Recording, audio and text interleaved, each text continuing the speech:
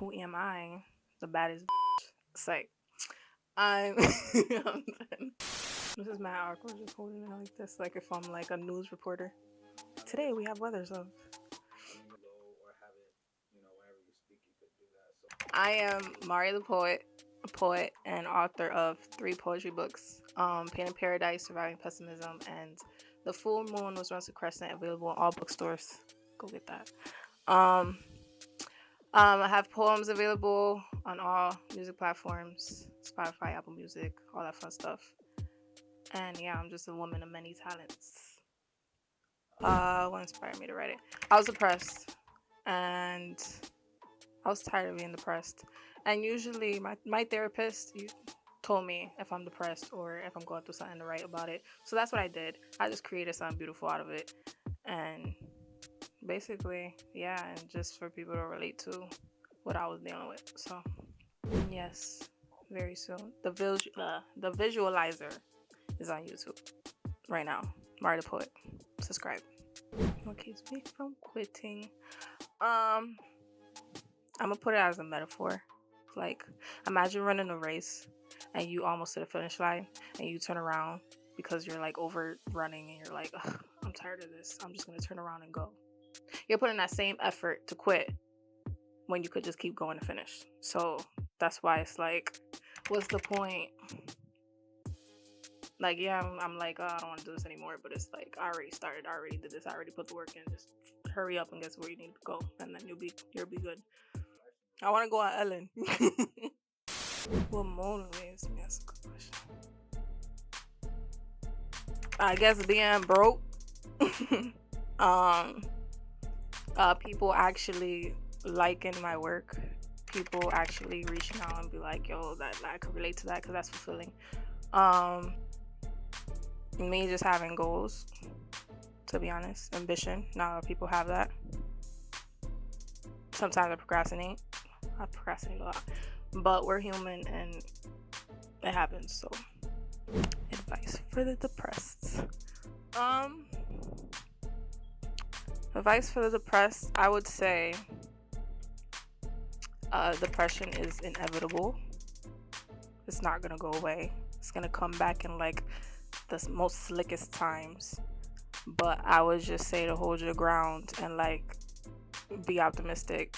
Well, at least try to, and think about replace all the bad things with the good things. And if that doesn't work, then either eat a tub of ice cream and chill and relax and just live life, and don't stress yourself out too much, and just remember that people love you and you're here for a reason. So they impact my work tremendously, although it's not as much as I want. Obviously I want the whole world to like my work, but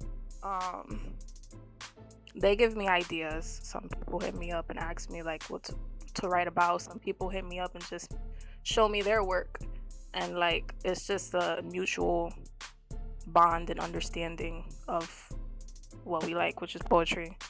And without them, what am I doing, to be honest?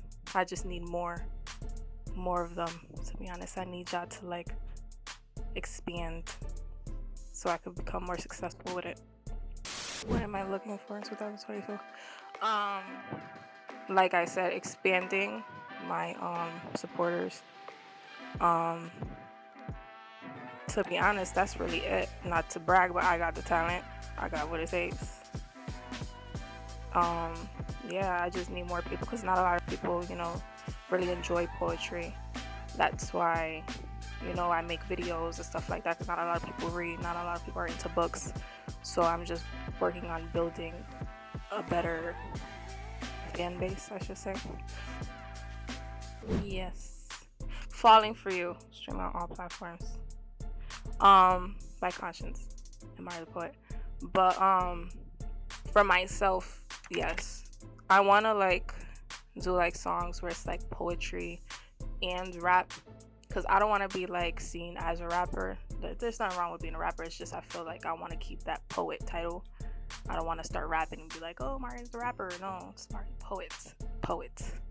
But yeah, definitely I want something to be catchy and for people to actually want to go back to, rather than listen once and be like, oh, this was nice. Music wise, Music wise, Janae Aiko, obviously. Her, when it comes to poetry. When it comes to poetry, Maya Angelou. My mom, she's not an artist, but she inspires me. That's my idol. How do I say it? When it comes to like motivation and ambition, people I look at like their interviews and stuff like that and like learn from, I would say B Simone. B Simone. There's a lot of artists, to be honest. Yeah.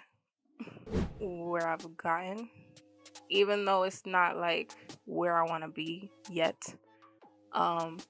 Whether it's 2 steps or 20 steps, I still did something. So everything I'm doing, to be honest. Yeah, I don't regret anything.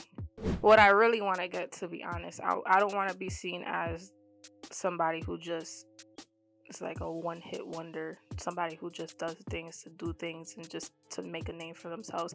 I want to be somebody people could actually like be inspired by and be like, oh, because I've gotten it plenty of times, but like, oh, you really helped me want to write, and I want to write like you, stuff. I like hearing that, and I also like hearing how what I write and what I go through impacts other people, and it's relatable, stuff like that. So I just want to like not only make a name for myself, but like make a change and like, how do I say it? Like I have something to talk about, basically, and I don't want it to just be about ass and sex and money, and I have more to talk about and I have more to offer. So it's therapeutic. It allows me to. I've always been good with words. I've always been good with writing. Passed all my essays, public speaking, all of that. So vocabulary, I've been good at all of that. So to be able to express myself and stuff, very easy for me. Not a lot of people could do that. That's why I also write poems about things that I'm not necessarily going through. Other people are, but they're not able to put it into words and express themselves. So I just put myself in their shoes and do it that way. So, believe it or not, they write about the whole spiritual hours and stuff like that, because I get more creative at like 2-3 in the morning. So yeah, or when I'm like, I can't say when I'm upset, because usually when I'm upset I'm just thinking so much I can't really put it into words at the moment because everything's just jumbled. But I would say like usually like 2-3 in the morning. Yes, of course I got more to talk about. Surviving Pessimism, my second book, is my bestseller. So I've tried to like stay within that area with the like topics and stuff, more not to be negative, but like more topics that include real life situation. Like this book is gonna have like drug abuse, dealing with a loved one who does drugs and stuff like that. So I want to keep it around there because I feel like that's why it's the bestseller, because people can relate to it, and it's not just about love and relationships and feelings and stuff like that. So, but yeah, I'm not gonna reveal the name or anything yet. So that's a work in progress, under construction. I'm right here. What do you mean? Oh, my Instagram is at Keeping Up Amari. I'll put it somewhere right here. Right?